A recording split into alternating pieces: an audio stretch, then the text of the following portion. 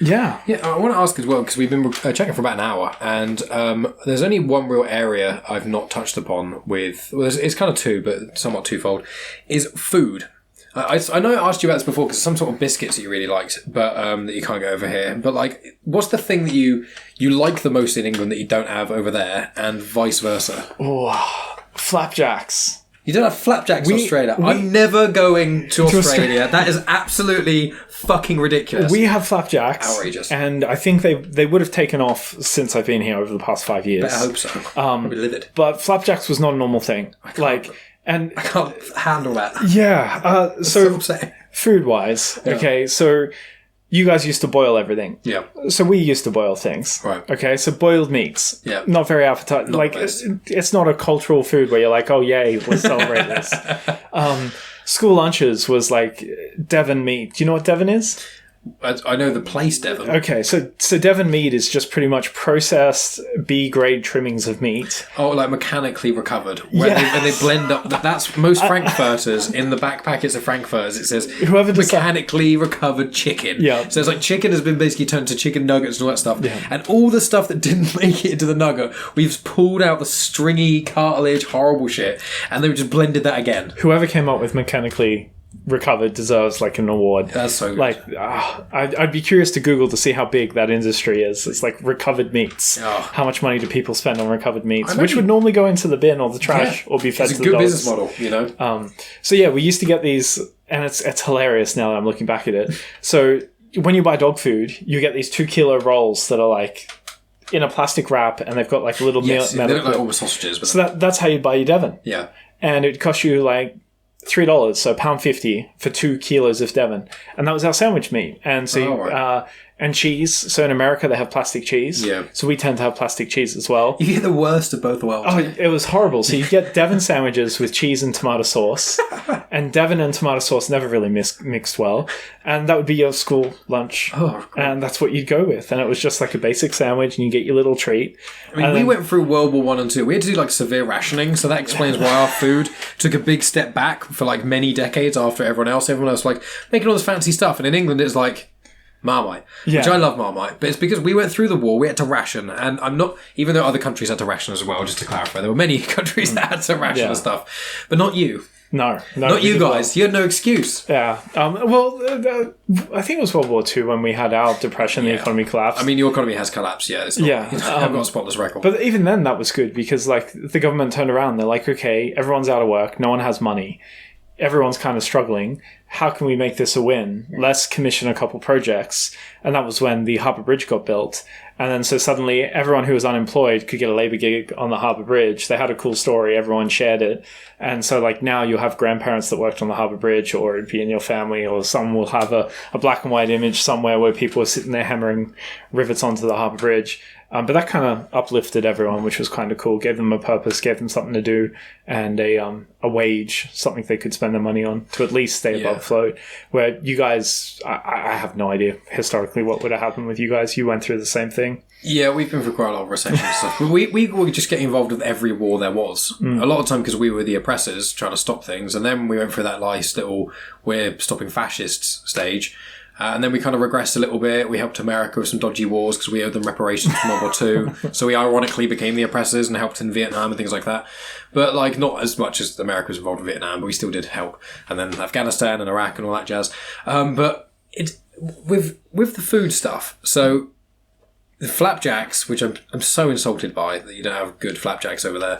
Anzac biscuits, they were a big thing. Right. So you guys, you don't know what Anzac biscuits are. I've looked it up before, and every time I look it up, I stop looking at it and I forget it. Yeah, it's kind of like an oat and almond biscuit that's been baked. And it's got a consistency to it. It's quite nice. It can be very brittle and tasty, or it can be very sticky and sweet. Yeah. Depending on how it's cooked. We do love biscuits here, so yeah. We're Britain the biscuit nation. Yeah, that's what I call it. That's the thing I miss most is the Anzac biscuits. So we've got every other fucking biscuit on the planet. Yeah. We literally have got all of them. You can buy like 8 different variations of tins of all different biscuits. And it's the one that we don't have Yeah. How dare you, sir? That's another thing too. The McDonald's tastes the same here as well. Like, does it? So in America, the meat in McDonald's, you don't go near it. No. And it normally sits with you for like 2 days. You don't feel right. Where here, it's a better quality meat. We have actual food regulation over here. Yeah. America is barely there. America uses so many chemicals in their food which have been banned across almost the entirety of the rest of the world. And America, like, let's keep putting it in food. It's like, but it's literally been shown to be like increased mortality rate in children by 20%. It's like, yeah, but it saves us like 3 cents per meal. It's like, okay. I remember reading, so the American food standards for meat, so they grade their meats as well, the A, B, and then you've got human consumption, pet consumption. So in America, their standards for human consumption does not pass the Australian standards for pet consumption. Yeah. So the food that Americans eat when it comes to meat, we don't consider that meat to be quality enough to feed to our pets. Yeah. And that was a huge eye-opener. I don't know if that's still the case, but that was definitely the case 5 or 6 years ago. I think as a whole in America that can be the case, but I think it depends where you go. Because a lot of the more southern states who are a lot more about barbecue and they got ranches, it's free range meat a lot of the time in certain places because it's free. But a lot of the places like cities and stuff, they have to have. I've still never had a Texas barbecue. I would love to have a Texas barbecue. Well. But yeah, they got a lot of factory farming problems in America. That's another big issue. Even though they have like the same amount of land. Yeah, like they have the same amount of land as you guys, except they don't have like. What's it, like 30%, 40% of the middle just completely uninhabitable? Yeah. Unless you're like an indigenous person who just really knows how to survive in that kind of hard conditions. So that blew my mind. So in Australia, we're quite large, quite isolated. Apparently about 60 or no, you've got about 30 million people, I think, in because you've got half our population, but the same size as America. So America's 30 million people, just about. Well, sorry, slightly more than that. We've got the whole UK is 60 million, and Australia's 30 million. So you've got the same ish landmass as America, but 10 times less people. Yes. 1/10 of the people. Yeah, and I think half our population, like 200 times. The UK can fit inside Australia. I think 6 or 7 times, something ridiculous like that. More than that. The UK. Yeah, we're about the size of an American state, so I think we're 50 times on average, 50 times like ish. 50 times smaller than the wow. Okay, America. So yeah. So if you think about like most states in America are the same size, if not bigger, than England. I think Texas is like 4 times bigger than the UK. Wow, holy shit! Yeah, it's mental. I'll look it up to fact check. But please say what you were going to say. What was I going to say? We were talking about. It was the size of the people living there. Yeah, the population wise. So 27 million. You got your cities all around the coast. The inside of Australia is barely inhabitable because of the heat. So we have all these cities around the coast, but the coastline's so large, it takes forever to get anywhere.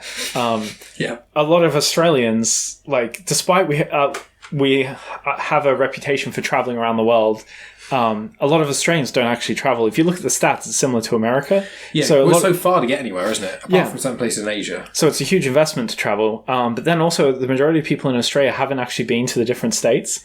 So for me, for instance, I've only been to Brisbane and Canberra or Victoria on the border, and Sydney. That's pretty much all I've travelled, and maybe 2 hours inland into New South Wales.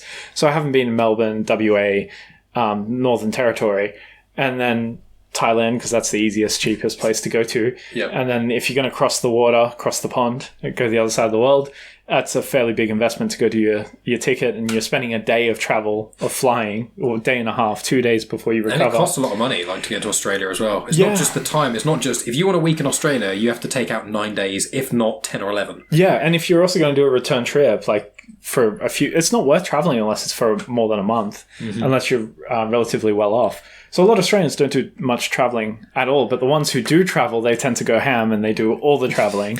And so that's where everyone gets a reputation of doing a lot of traveling.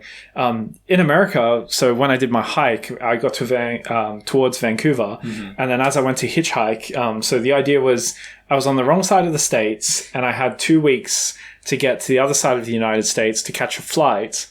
And it was a $700 difference between the flight ticket. So I was saving $700 by hitchhiking across the States. Yeah. And I think the States are about, again, forgive me, it's about 6,000 miles to get across. Right. And hitchhiking, you kind of like thumb out, see how you go. I still can't believe you hitchhiked so much. It was a cool experience. The idea of hitchhiking for me is like, I wish I could trust everyone on the road.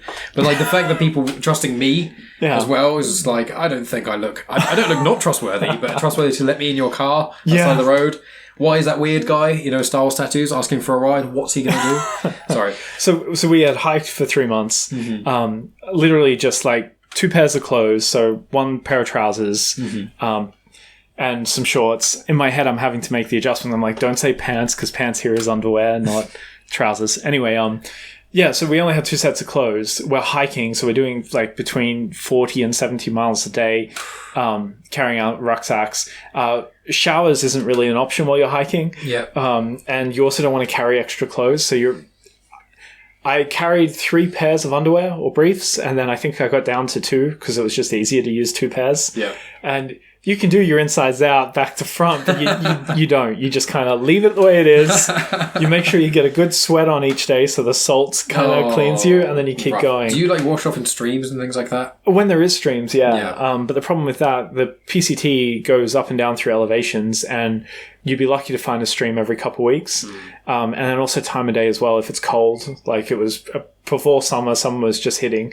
And so most of the streams were cold. If you're going to wet yourself, you're going to be hypothermic of night trying to sleep. Wow. Like as soon as you lose that body heat. There's a couple instances where me and Cody, we'd basically just turn ourselves into a burrito, strip down to our briefs, go back to back, pressed up against each other, and you'd wake up shivering, and then so you'd be rubbing against the other person to try and get some heat to go back to sleep. Wow. And like you're not thinking about anything, like you're not like, oh, this is weird. No, you're just like, oh, thank God, I'm not going to have to be the one to make some heat. Yeah. And then you go back to sleep and enjoy it. So bathing was like the last priority. So if we were hitchhiking, then it would be like, okay, you got to make sure you clean your clothes the day before. You need to bathe. You might have like a little bit of solid, like deodorant. Yeah. Almost like those roll-up sticks where you just cut off a chunk, so you just got a cube of deodorant you can use. People get ridiculous with these hikes. Yeah, I know. I've seen some of this crazy stuff, like cutting up like portions, like having something. Well, this is technically 1 portion, but if I cut out, it's like 8 or 15% of it, then that's actually, psychologically speaking, that will fill me up the same amount. And then I can do that for every meal and get this slither from each of these and put that as a separate thing. And then water, I need to, obviously checking water is a very important thing though. Yeah, water's a pain. But even toothbrush, they'll drill holes through the handle of the toothbrush to reduce weight. So that way they don't have to carry it. Like ridiculous things like that. Yeah. And so you'd have to be careful. Like, I started with a tent. I threw my tent in the bin after the 3rd or 4th day. Wow. Like, I'm just like, I can sleep with a tarp. Yeah. And so we just roll ourselves up in a tarp. If there was a storm, we'd put the tarp up at an angle and just kind of nest in there and just suffer through the night. Yeah. And food-wise, again, carrying your food, mashed potato flakes and tuna. So imagine having cold mashed potato flakes, not even real mashed potato. You're just adding water, mixing it until it turns into the mash, and then you add your can of tuna, and it's not enjoyable. So you're adding like flavor packets from like 2-minute noodles, like your chicken, your barbecue flavor packets, trying to get something out of it. And peanut butter is very calorie dense, so you take peanut butter with you. And there was points where we're mixing peanut butter in it. So you got mashed potato, peanut butter, and tuna. And it's just horrible, man. It was the worst. And then you're with your best mate, so you already get along. Yeah. Right? But it doesn't matter how well you get along with someone. If you're on top of each other hiking, and if you've got different fitness levels, you're like, oh, I'm not waiting for you. Yeah. And we're quite independent, so it's just kind of like, okay, how about you walk your walk, I'll walk mine. We'll bump into each other on the way. We'll stop for dinner at some point. And then Cody, he always pushes things too far. So, like, if I plan to do a 50-mile day, he'll do a 60-mile day. I'm having to do 3-4 hours of extra walking. Then I catch up to him where we sleep in the same burrito. And burrito. Yeah, and then to save weight, we'd have one pot between the two of us, and we had one spoon each. And so, like, you imagine making a dinner, you're exhausted, you're emotional, you're like, why am I doing this? What am I getting out of this? I'm literally just going for a walk. Why do I have to extend this walk and make it to this fucking painful? And there's 4 or 5 mountains in front of me, and you're just broken. And then you have to sit there in front of a friend you care about, but you're starving. Like, you burn 6,000 to 7,000 calories, but you're only eating 2,000. So it's just a constant hunger. And so you're sitting there, and it's all love. Like, there's no problems, but you've got your bowl of food, you've mixed it all up, you both put your can of tuna in each, you both measure out your mashed potato flakes, and you put it in, you both measure out your water. Because here's another thing too, like, if Cody's pushing himself and he's having too much water, then I have to give him some of mine. Yeah. but that's my water.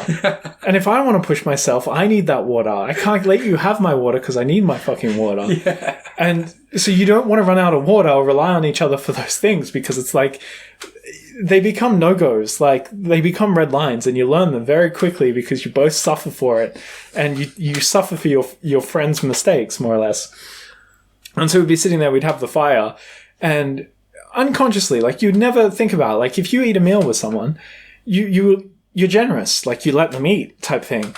Me and Cody would sit there across from each other, and you'd be watching the other person's spoon go in the bowl to make sure that you were taking the same spoonful size or portion. And if someone had, like, too big of a spoon, you would then double down and have a bigger spoon, and then that causes a problem to get through your food. And so you both go to bed hungry and grumpy. And so, yeah, when you're going through this, like, putting so much stress on yourself, you end up facing all these situations which are quite difficult. And then all the small things, like, they just become magical. Like, yeah, it's unbelievable. So basically, we'd kind of suffer through all that. 2 or 3 weeks, we'd cross a road. No one's there because you're up in the mountains. It's a good 200-300 miles from a town. So you kind of like, you shouldn't be there. So when cars drive by, they're concerned and curious. They're like, why are you here? Who are you? There's nothing here. Are you okay? Yeah. And so if you've got your thumb out, they will stop and check in with you. And it was quite cool how open people were. They'd be like, when was the last time you bathed? Yeah. That'd be the first thing they'd say to you. It wasn't like, oh, are you okay? Would you like a lift? When was the last time you bathed? Do you stink? And naturally, if someone comes up, you're like, oh, me? No, I didn't stink. Why would I You're defensive. But you're like, oh, wait, no. Actually, yes, I bathed today. I've cleaned myself. I'm not going to put you through that. And I even had one guy pick us up, take us in town, and he just said, jump in the back of the boot. And in America, you can do that sort of stuff depending on what states you're in. Yeah. But yeah, so I had a kind of a gentle introduction into hitchhiking, and I didn't have the intention of hitchhiking on the hike.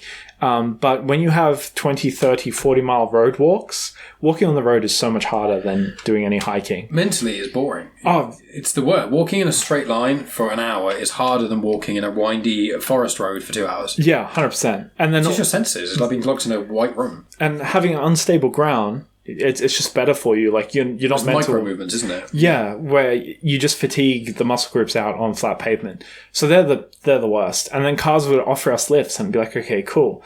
So during the trails, people are known for that who live in the area. They know, so they're more receptive. And then it was a commercial decision. It was like, okay, we're doing this cheap. Cody had spent the past 3 years traveling and only spent $7,000, about £3,000. Oh my god! So about £1,000 per year. That's impressive, beyond comprehension. And I'm very much for that. I'm all for that.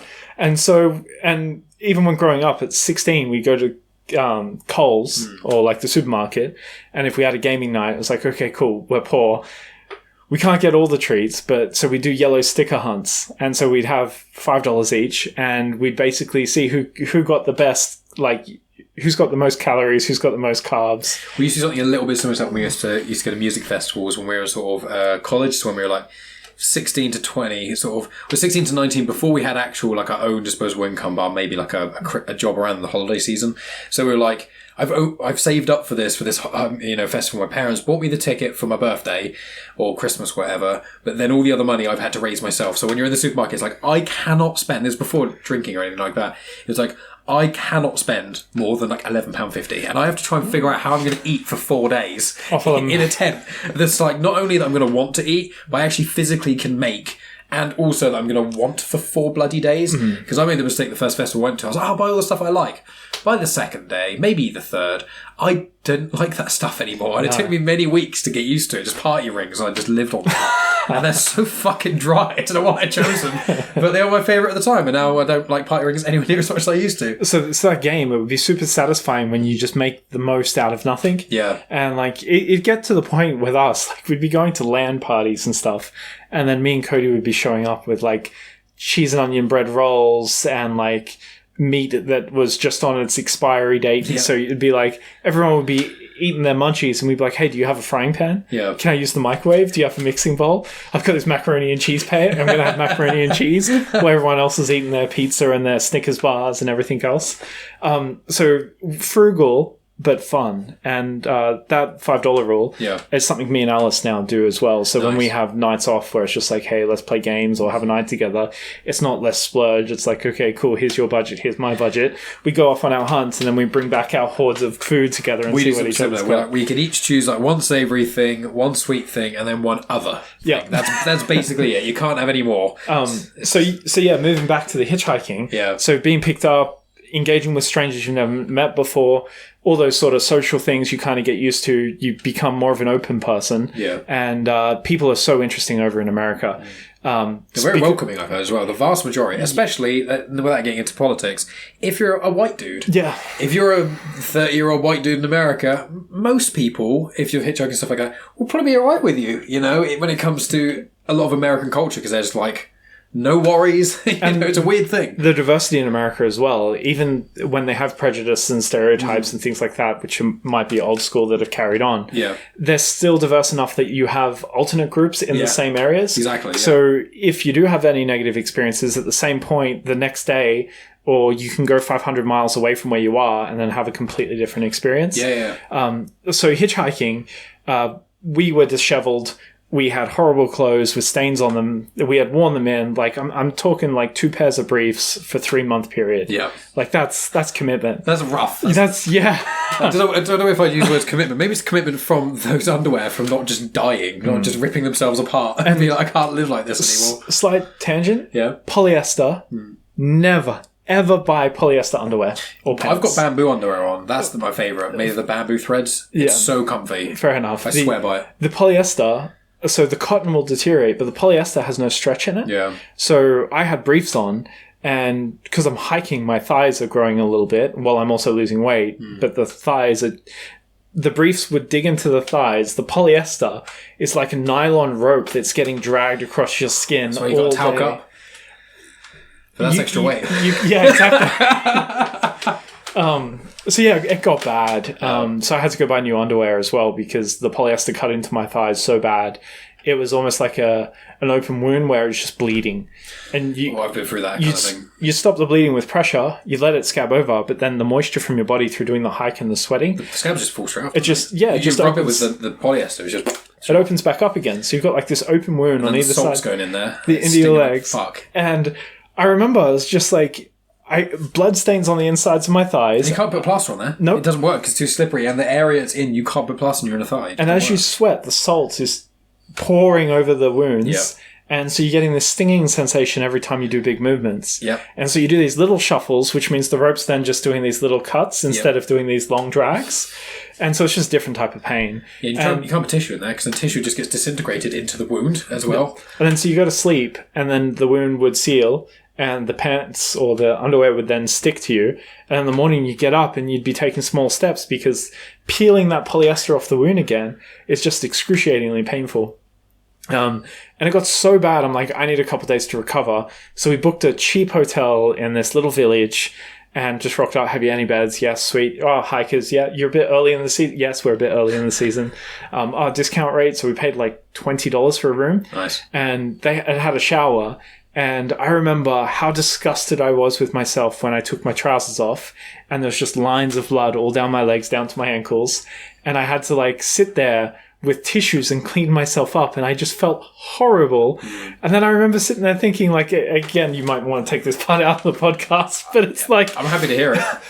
Like, I feel so disgusted with myself. I'm like, wait, this must be like the experience for like a girl when she first gets her period, if she's completely oblivious of it, if no one's told her about it, she had no idea it was coming, she's just uncomfortable, and then you're faced with this moment. Yeah. And then as soon as that clicked, I just had like this gratitude. It was like, okay, cool. I'm understanding. That's a fair point. And so I had to kind of get myself together and be like, you know what, Matt? Like, stop being so stupid and disgusted with yourself. Get in the shower, clean yourself up, make yourself good again. It must have felt good, though, cleaning those wounds in that hot water. It was painful. Well, painful, but like, when you clean a wound, especially if you've been walking for ages or something, it's always an unpleasant experience, but after you've cleaned it, you've kind of got the relief pain. Yeah. It's a different type of pain. Yeah. And then it took me probably 4 or 5 days to find some cotton briefs that would hold up that I could wear. And I had to just nurse my thighs for a It's couple so days. hot when you've got wounds in the inner thighs and things. I've had things cut in before from hiking and stuff like that. And It's horrible. it's the worst. It is. And then, so hitchhiking, sorry, Yeah, go going ahead. back to Do it. So hitchhiking, we then made the commercial decision. Flights are £1,000 or whatever, $700 we were going to save by hitchhiking. And then me and Cody, we were a week apart. I was like, oh, he's got to get his flight a week earlier than me. And I'm like, well, how about we race and see who hitchhikes across the states and makes it to the destination if we make it. Yeah. And that was also a decision because we're both 6 foot. We're both disheveled. I had this massive beard. Hadn't had a haircut for 3-4 months. Yeah, we were not approachable in any way. And we looked like serial killers. And you've got two of us together. So you got these 2 6-foot guys who don't speak American. They're just kind of Aussies. They sound weird. Yeah. And there's no way we were going to get picked up together. And so I was like, okay, it's probably better if we travel. So we kind of took a methodical approach. So Cody left a week early and he got about a quarter way through the States before I left. And then it was a race. So I knew I was 5 days behind. I knew his checkpoints because he was giving them to me. Yeah. And we're seeing who could get the furthest. Yeah. And Cody is someone who's really hard to beat. Like, and if you beat him, he's the next time you engage with, he's beating you. Like, and He learned. Yeah. There was an exception. and then you have to have a sheer power of will that equates to him or betters him, but that's not sustainable. So it's very rare. It's a horrible experience, but also really fun. So he had done 5 days of hitchhiking and had not slept. Oh my God. And so he told me that he was like, and in America, when you go to these service stations, they have these coffees that are extra large. I have no idea. They're like 30-ounce cups, which is like 3 liters. Well, as a Starbucks, so you get in Starbucks, you get the largest one is called a venti, and that's because it's 20 ounces. Yeah. So the largest Starbucks you can get in the UK, half that again is the amount that you're speaking. Which would be 30 ounces, Which is a huge amount. I think that's, I mean, I was going to look it up. I was going to say that's over half a litre of coffee. Yeah. Over. Oh, okay. Well, yeah, no, it's 500 mil, it's got to be more than that. Yeah, it's a considerable amount. 30 ounces. It's 3 liters, I think. 887 millilitres. So it's about 900 millilitres. So it's almost a litre. Okay, so it is a liter. Almost a full litre of coffee. I just remember it being a lot bigger. You Anyway. remember being like a big gulp of like this, like How big 200 a ounce. fish? Yeah. But yeah, so they had like a supercharged mocha energy infused thing for $1. And so he just lived off them. Yeah. So it's just like Red Bulling your way across the That States. could not be good for his And heart. he got really lucky, and this old hippie couple in an RV picked him up, and he just slept for 2 days while they drove him. Wow. And so I'm like, that's hard to compete with. Yeah, you can't really beat that. So I was lucky enough to get some shots across the States, a couple 100 miles here and there, one 700-mile trip, which was good. I slept next to some train tracks in a field. You got to remember, we were sleeping in a tarp on mountains for 3 months. So, like, roughing it out with the homeless is no problem at that point. Especially when you look homeless as well. Yeah, exactly. You just blend right in. You fit in. Yeah. Slept on the train tracks, got back up. I'd be at the service station after I had my rest. And it took me a day and a half of me standing there. I refused. I said, I'm not going to sit down until I'm sitting in a car. Oh my so God. I stood there for a day and a half trying to get my shit together, holding my sign, trying to get a ride.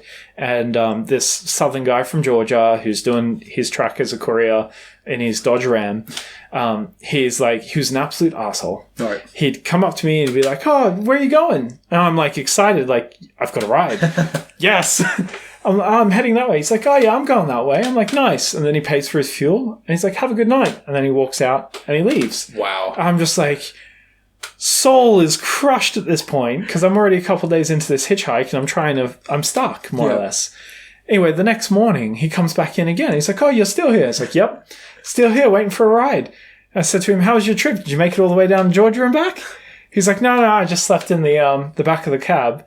And I'm just coming in to grab breakfast. I'm like, okay, well, have a good morning. I was just like, I'm not going to get mad at this guy. Yeah. Anyway, so he had a couple of prods at me and then kind of walked off. And he's like, oh, I'm going to go have my shower now and I'm going to go have my feed. And I'm still standing there. I'm like, no, I'm committed. Then he went back out to his truck, had a nap again for the morning. So he just got up, got himself clean, had a nap. Wow. And then just around 11 a.m., so the night before I was standing there, 11 a.m. the next day, I'm still standing there. And he's like, oh, I'm not going to Georgia anymore. I'm like, that's nice. A silence. I said to him, well, I'm trying to get to Florida, and Georgia's good enough for me. So you might not be going to Georgia, but I'm going to Georgia. And then he came back, he's like, you know what? I might be able to take you, but I'm not sure. I'm like, that's okay. Well, you can figure it out and let me know when you're ready. I'm going to be standing here until I get a ride. And if I'm gone, I've got a ride. If not, I'll be very grateful. And so he came back and he toyed with me a little bit. And then he turned around and goes, I can't get you to where you want to go, but I can get you to here. And he just said about halfway. Yeah. I said, mate, that's perfect. And then I said to him, I've got my license. I've done my international transfer. I've got my paperwork. And I've Googled it as well. I can drive up to like 12 tons. And so I could drive his truck, his trailer, and a load. So I could share the driving with him. And I said to him, mate, I'm more than happy to share the driving if you like. Because he again thought I was homeless. Yeah. And yeah, sure enough, he took me all the way down to Georgia. We ended up doing about 5,000 miles together. Wow. And yeah, it was, smashed it. I came close to beating Cody, but then he got another courier job where he had to go to another state and then double back. Right. And so Cody ended up crossing the states before me. Wow. But I met probably 6 or 7 different people who kind of stand out, which have stories attached. And there was times there where people would come up to me to the middle of the night and say, are you homeless? Do you have a place to live? And then the moral issue when people turn around and offer you money and you decline it, but then they're offended that you declined it. But you're trying to do the right thing because you're not homeless or financially struggling. You're just trying to get a lift. But they're like, you can't afford food. And so people give you money or they'd offer you bars of food to think that you were destitute and needed help. I'm just like, this sucks. And so you're trying to figure it all out. And I think I mentioned this to you before. It's like, okay, the money, I'm going to start accepting it because it's having a negative effect, me declining it, and people are getting upset. And then I'm having to manage that, and I can't manage their emotions. And I don't care about the judgment on myself anymore because it's such a difficult situation to be. So I'm going to take the money. And it's like, what can I do with it? I'm not going to spend it on myself. And that was where I came up with the idea. Anyone who was going to drive me, I'd buy them lunch or dinner as a thank you and share stories. And that was how I got along with people. And long story short, Bryson was a gentleman I ended up doing the large portion of the hitchhiking with. I ended up meeting his family in southern Georgia. Wow. They had the very thickest accent, white picket building that hadn't been touched in 70 years. It was all decrepit. He had 3 kids, all with different partners, and then another partner who wasn't a mum to the kids. And they had the best relationship ever. They were all drunk when we got there. And they had a bunch of guns out on the tables as well. AK-47s, pistols, different rifles. And it was just a surreal experience. And in Australia, we have strict gun laws, same here as the UK. Yeah. I'm not used to this sort of stuff. No. I'm used to like all this safety, and they've just got tables like of guns. One hunting rifle, and everyone's acting like you've got a bomb in them. Yeah, exactly. Where in Georgia, they got kids running around the tables with firearms. And it's just like, what? And everyone's drunk. Oh no! And it's like, hey, in Australia, you get to experience this, and so I got to shoot the weapons, have a good time, and then spent a week with them in Florida. I attended their wedding. I got asked to ordain or be the minister at their wedding, and that was quite cool. But I'm like, no, because I can't commit to coming back every year. I think your uncle should do it. Yeah. So their uncle ordained it, attended the wedding, spent a week with that family. Again, lifelong friends. It was really rewarding, and so that was our hitchhiking. Eventually, I made it to Florida. And then flew to Switzerland, and that was where I bumped into the commune, the free love and all the hippies, and it was nice. It was pretty cool. It's funny, really, because like you've done so much, and you could do an entire podcast on just some of those small elements. But I want to note down. I just want to take a break in a minute, and then we can go on to the Elon Musk thing. But I want to note down, I've got the sizings of the UK, the US, and Australia. So the UK is approximately 243,000 kilometres. The US is about 9.8 million kilometres, and Australia is about 7.8 million kilometres. So just from a very quick Google, and then me doing a bit of maths, the UK is approximately 40 times smaller than the US, and is approximately 31.5 times smaller than Australia. So you can fit about 31. Yeah, about 30 to 32 UKs, which is England, Wales, Scotland, and then Northern Ireland. You put all them together, smush them together, and then you can fit them more than 30 of them in Australia. That's crazy. There's only 27 million or 30 million of us there. Yeah, exactly. So you've got half the population and your landmass is 30 times bigger than ours. That's crazy. But all of ours is inhabitable though, like apart from the odd cliff here and there. Yeah. All of it's inhabitable, and it is pretty much all inhabited apart from a few fields. And also you can drive from the top of Scotland down to where we are right now, the south of England, in one day. It is possible. It's a long ass drive, but you can do it. Not in Australia. No. And not in America. That's another thing about Australia. So the Blue Mountains. So on the east coast of Australia, we have a mountain range, which is quite elevated. And so that blocks or changes the way the wind falls. Right. And so the differences in terrains creates entrapments for moisture and soil. So the soil stays, it's black, it's thick, it's nutritious, like it's good for the plants and you have greenery. But then, because the rest of Australia is so flat, there's no protection. So the wind strips back all the soil and that's why it turns into like a desert. I see. And so it's literally just because the Blue Mountains are there, like 2/3 of Australia is not used. Wow. Where like if you were to put another mountain range in, if you could, God, then suddenly you could have double the land. You could, it'd be quite cool. That's really interesting. It's so crazy how these ecosystems work, and it's just one of those funny things of the bizarre amount of events that made you be where you are, and just the lots of different coincidences that made you come on this podcast and meet me. That's what it's all about. This is the pinnacle of your entire life. This moment with us. The defining moment. Yes, but I realised we'll wrap up this bit and then we'll do a part 2 in a minute. But I want more pizza. Yes. But before we go, I'll put links in the description, but quickly tell people about Bus Builders. We'll do it in the second part as well, but I want, just in case people don't listen to the second part, which would offend me dearly, I want tell people what it is, and I'll put a link in the description. Yeah, no, thank you. So being in the UK, not being able to have hobbies, like, because I don't have the room, and I've confined myself to a 1-bedroom apartment. There's really not much to do. So it's kind of like, okay, I have an interest in people. I like dialogue. I like ideas. I like learning.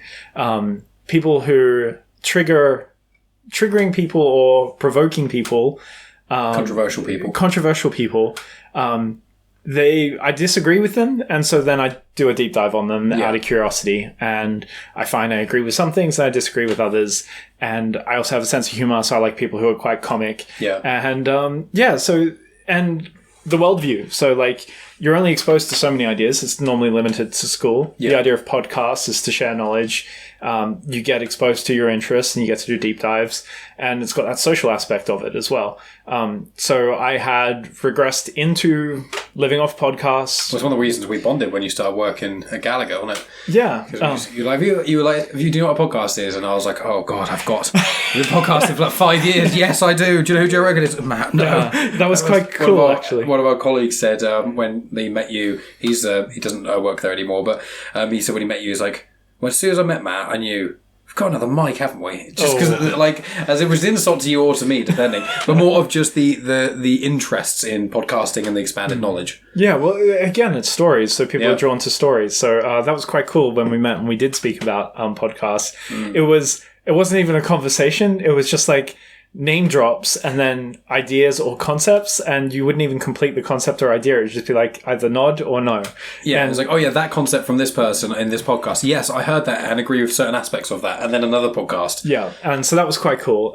Anyway, so all those ideas tend to bring people together, and people are oblivious to them unless it's podcasting. And podcasting's very big, but at the same point, like, the standard tradie's not going to have time for it.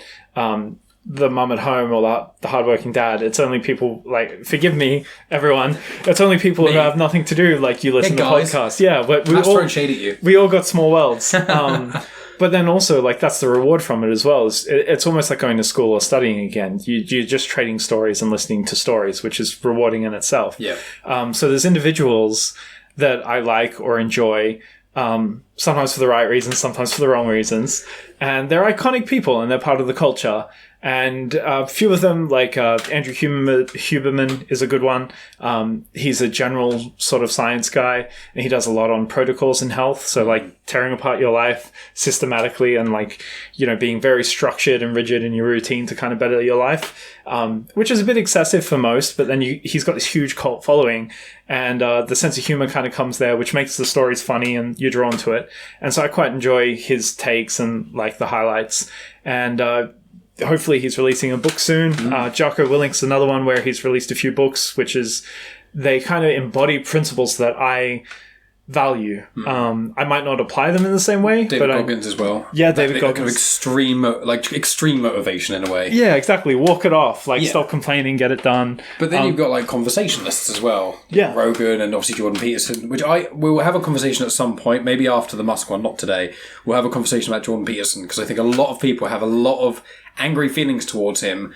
And I agree with, for at least a lot of his conversations I've heard, I agree with a lot of stuff he says. I don't agree with everything, to clarify. Yeah. But there's these controversial figures that sometimes are misaligned due to misunderstanding. Yeah, and that's also part responsibility on the people that are presenting themselves that way as well. And that's also part of the draw. That's why you're drawn to them to either disagree or not. It's because there's something unexplored. So I find that when people disagree on things like that, you can have your opinions, that's fine, because you can reconcile opinions and agree to disagree, but the discussions and the arguments tend to happen from a lack of understanding. Anyway, so these iconic people who contribute to culture, if you want to call them iconic, just people willing to put themselves out there on a podcast and summarize lessons and share, I suppose, little tidbits of wisdom. And they have impacts on people's lives. I'd almost say it's almost like a religious sort of thing. Religion tends to give people guidance, and then people go, okay, I don't like religion, but some of the guidance is good. So then you move into philosophy and wisdom type deal.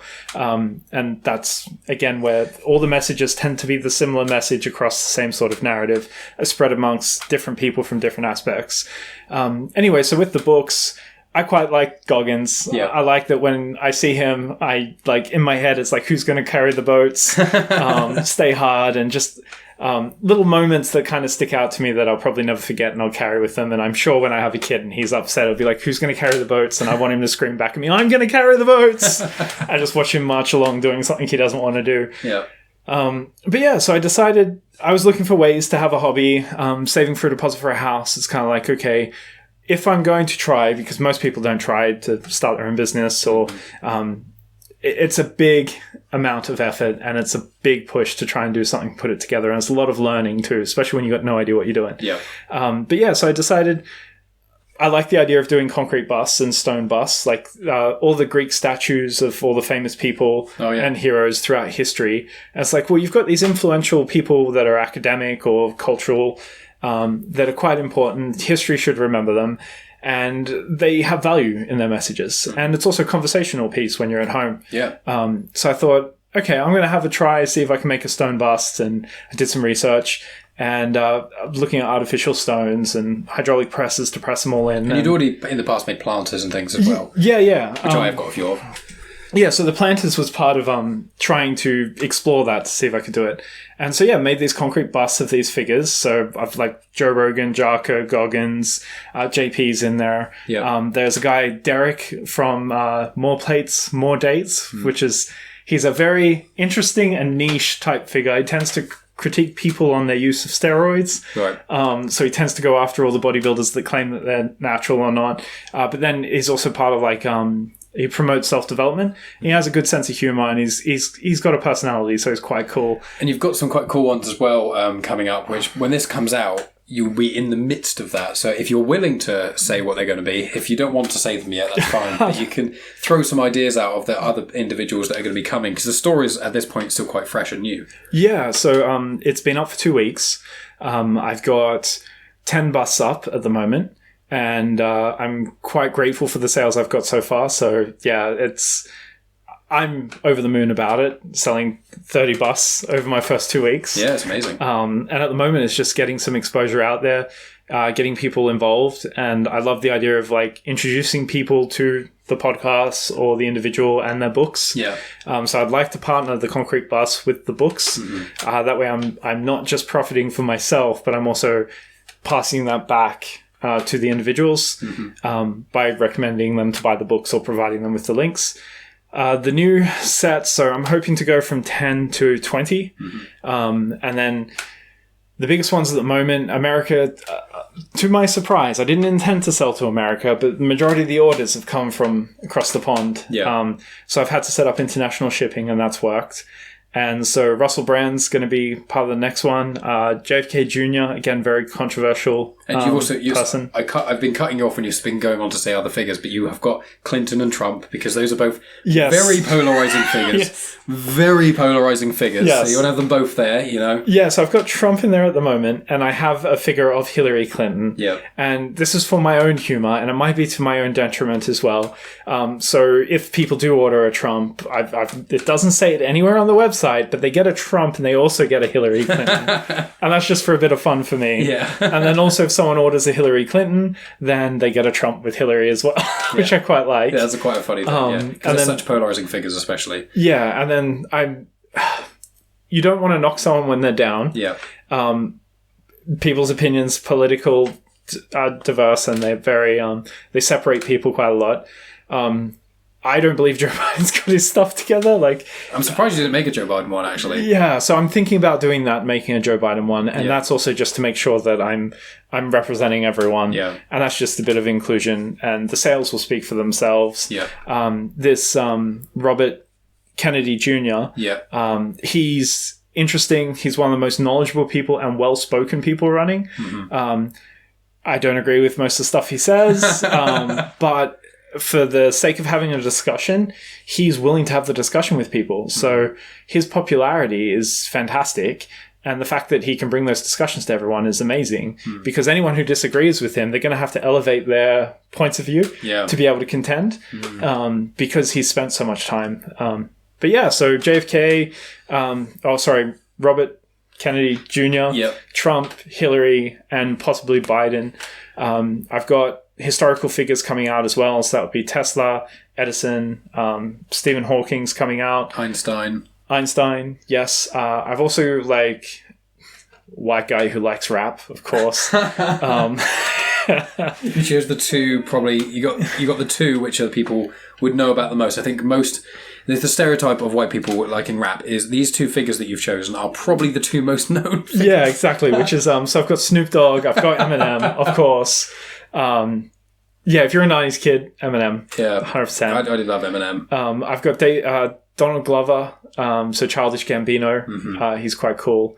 And I want to do a Little Dicky as well, or Dave Bird, just because he's... Little Dicky would be good. Yeah, his humor's a bit, low for me, but then sometimes it hits, and he's more of a win for me, because I've watched the 3 seasons that he's released of his TV show. Oh, wow. I do enjoy them. At least 60% of the episodes are a hit. Yeah. Where I'm like, okay, that was funny, that was cool, that was clever. But the jackass type humor is not my thing, which he kind of goes into. But yeah, so... Oh, and David Attenborough, is that one of the ones? Oh, yes, David Attenborough is another one. Yeah, that'd be a popular one, I imagine. So all the names we've mentioned, they'll be up in hopefully the next 2-3 weeks, which will then expand the selection of the shop by 3 times, which will then hopefully draw some more people in. And I'll be buying some. People, when I film upstairs in the loft, you'll be able to see some of them in the background, because I'm definitely... There's a few. Keep naming them, and I'm like, I want that one, and I want that one, and that one, actually. No, you tell you what, that one. And that's another thing, too. It's been quite receptive on Reddit when I've posted it to say, hey, would anyone be interested in this? Or just even as when fanboys go too far, Huberman turns bust or goes bust type deal. There's been a lot of positive comments. I've had a few people reach out to try and do some commission jobs for books and stuff like that. So there's something here. So I want to work at it. Yeah. I want to grow it. In the UK, you can make a certain amount of money from the business before you register as a limited company. I'm nowhere near that, but it would be nice in 6 months to be in a position where I could. And it's the quality's there. I've done the survey. I've done the survey. I've looked at the other products. I've bought busts from other people. And it took me some time, but I think mine are more detailed and better quality, and I've seemed to beat everyone for the price. So I'm hopeful, very, very, very hopeful. It was quite nice too. So Alice, my partner, she's stopped sailing. She's now working for Amazon, and she's part of the HR team. And they have a development room where people get to go sit down and read books for their personal development. Wow! And she got to stack the shelves. I was just like, okay, Alice, here's your list of people. So she's got Goggins books up there, Jocko Willink. I said to him, depending on the people and Amazon culture, you can put JP up or you can take him down, depending. So she asked her manager whether he would without mentioning the association she had, whether she could spend the money to buy the bus. And so that was quite cool. So Alice was my first sale. She bought Jocko, and she put it up there. And I should probably be careful what I say in case anyone watches this, but she had a work colleague who went up there, and she was like doing like a Instagram video or something. Oh, look at David Goggins and his book, Stay Hard, and then he's moved across to Jocko. This is Jocko Willink. Look at the resemblance. This is so cool. And then she's picked up JP, but someone had already taken Jordan Peterson's books, and Atomic Habits was up there instead. Wow. And I'm not too sure who the author is of Atomic Habits. I should know that, but I don't. And so then this colleague of hers is introduced on Instagram, Jordan Peterson as the author of Atomic Habits, which is quite cool. But yeah, it's a bit of fun. It's James Clear. James Clear, that's it. And then, yeah, I said, we have a twisted humour. I said, did you correct her, Alice? No. I'm like, shots fired, yeah. Danger zone. But yeah, so that's been up. They look good. I quite like them, and I have them up in my house. Yeah. We've had to build some shelves for storage, and also like the manufacturing process, the different stages. It's quite cool. I can keep up with the orders so far, and I'm just hopeful it takes off, and I'm grateful that I get to share it. And it's quite cool, the people I've met through it as well. Yeah. You get some really touching messages in the shop when people reach out to you to say, hey, I want this, and this is why, and gifts for people, and you get to know about the people, and the commission jobs as well. They're exciting to see how you can get away with doing those kind of things. Yeah, so the startup costs are quite high at the moment, isn't it? Because of how you make it in itself. Yeah. You don't have to delve into the finances of your company. No, that's like, please don't. If you the artist, so like I can do rendering and 3D modeling. It takes time, and I'm learning. Yeah. And I was a structural draftsman, so I've got experience in that, but not sculpting and getting the likeness of someone. Yeah. So I support this artist, pay him to do the designs, get a commercial license from him so I can sell it. Which costs extra. Yeah. So it's not just a side job. It's like, okay, cool. Yeah. And so he's been able to put most of them together for me, which is fantastic. And then the casting is a hard pace. It's like, how do you get the detail across without ruining it? And concrete, like most busts online are resin, so they're plastic. Resin warps with sun, and it becomes brittle with sun over time. So it's like your pipes, they just plastic and snap. And if I'm going to buy a bust, I want something heavy. Yeah. I want something substantial. But then also postage. So yeah, I've kind of marketed it in a way where it's a bookshelf bust, it's a desk bust, it goes with the books, and it's got enough detail in it that it's recognizable. Like I'm so impressed with the level of detail we've got. Yeah, I've seen them. They're amazing. Yeah. So yeah, we'll see how it goes. I'm hopeful that the sales continue as they are, and if they do, I'll be happy, and anything more than that is a win.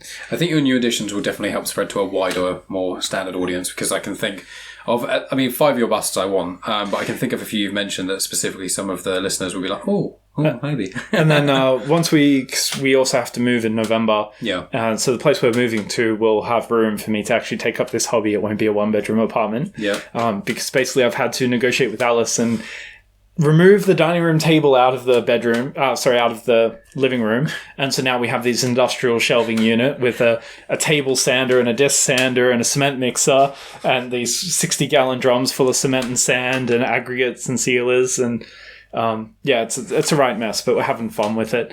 So yeah, once we move into there, I'll go back to doing the planters again. Yeah. Which is basically sets of 3 planters. Again, can of Coke size planters with succulents. I think I have a couple here, actually.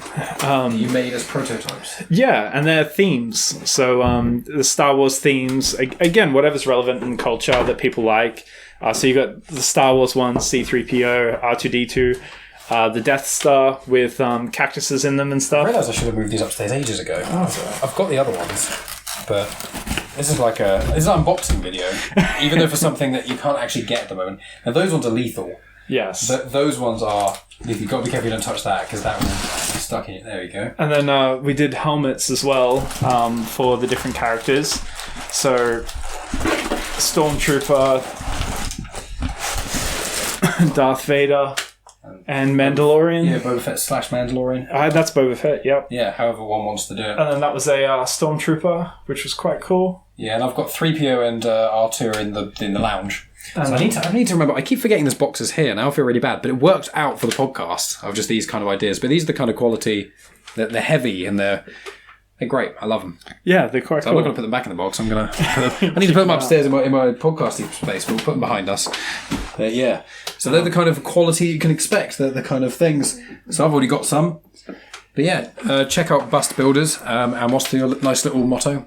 Heads and shoulders above the rest. There you That's go. it. Yeah, Fantastic. I didn't realize I got that from you until afterwards. I was thinking about names. I was trying to figure out what I was going to title the shop, and then it is a bust from Heads and Shoulders and above, and so I could just kind of rang, and so I put it in there, and I was proud of myself.